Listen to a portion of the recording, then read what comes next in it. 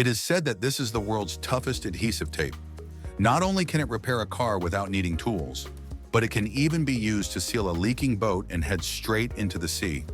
The scene is truly incredible.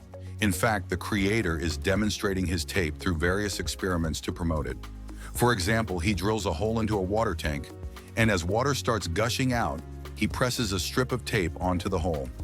Amazingly, the water stops leaking instantly, and not a single drop seeps through. But he thinks this experiment is too simple, so he finds a cabinet under a sink with a hole in it and covers it with the tape.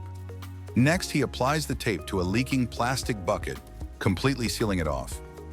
Even a damaged drainage pipe is easily fixed with this tape. To test its adhesive strength, he sticks it to a 50-kilogram, 110-pound iron block. Amazingly, there is no sign of peeling or falling off, even when he lifts it forcefully. But do you think that's all?